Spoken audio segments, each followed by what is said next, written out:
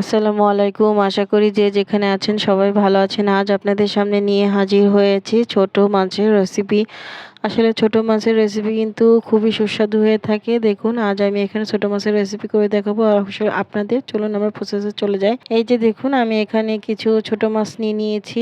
আমি কিন্তু এখানে বেলে মাছ যেটা ওইটার বাচ্চা নিয়েছি এবং মলা মাছ নিয়েছি। এই যে দেখুন এই যে বেলে মাছের একদম ছোট ছোট যে সাইজগুলি ওই সাইজগুলি নিয়েছি। আর আমি কিছু মলা মাছ এখানে নিয়ে নিয়েছি। আমি 2 পদের মাছ নিয়েছি এখানে। আপনারা চাইলে বেশি কম করে নিতে পারবেন। দেখুন মাছের সঙ্গে আমি এখানে ছোট টুকরো করে কেটে রেখেছি বেগুন, কেটে রেখেছি টমেটো। আমি বড় সাইজের একটা টমেটো কেটে রেখেছি। ছোট মাছে কিন্তু অবশ্যই টমেটো দিতে হবে, এতে করে টেস্টটা খুব ভালো আসে। কেটে রেখেছি 3টা পেঁয়াজ। আমি 3টা পেঁয়াজ দিয়েছি, আপনারা কম বেশি করে দিতে পারবেন। ছোট মাছের পেঁয়াজটা একটু বেশি দিলে ভালো হয়। এবারে দিয়ে দেবো 1/2 চামচ আদা বাটা এবং 1/2 চামচ রসুন বাটা। যেহেতু মাছ কম ছোট মাছ এজন্য আদা রসুন বাটাটা খুব বেশি দেওয়ার দরকার নেই। দিয়ে দেবো 1/2 চামচ কাঁচামরিচের পেস্ট। আমি এখানে এবারে দিয়ে দেবো শুকনো উপকরণ লবণ, হলুদ, সামান্য একটু মরিচের গুঁড়া এবং ধনিয়া গুঁড়া। এটা মরিচের গুঁড়াটা কিন্তু একটু কালারের জন্য, আপনারা চাইলে দিতেও পারেন, শুধু কাঁচামরিচ দিয়েও কিন্তু রান্না করতে পারেন, তাতেও কিন্তু খেতে খারাপ লাগবে না, খুবই ভালো লাগবে। দিয়ে দেবো সরিষার তেল। আমি এখানে সরিষার তেলটা দিয়ে রান্না করছি, খেতে ভালো লাগবে। আপনারা কিন্তু চাইলে সয়াবিন তেলও দিতে পারেন। দেখুন এবার সবগুলো আমি একসঙ্গে হাতে ডলে ডলে মেখে নিব।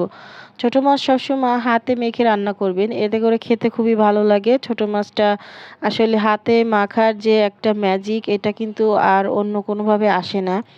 আসলে ছোট মাছের যে রেসিপিগুলি সবসময় হাতে মেখে খেতে খুবই ভালো লাগে, খুবই টেস্ট আসে।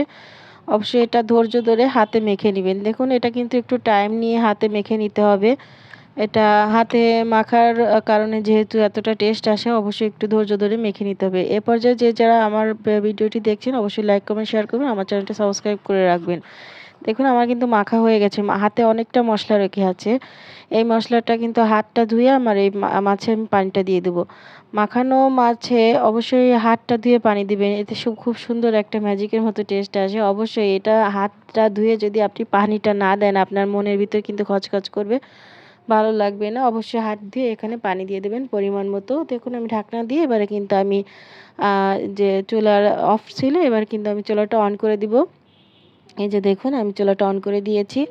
এবার ঢাকনা দিয়ে 5 মিনিটের মতো জাল করে নিয়েছি। এই যে দেখুন আমার এখানে কিন্তু বলক চলে এসেছে।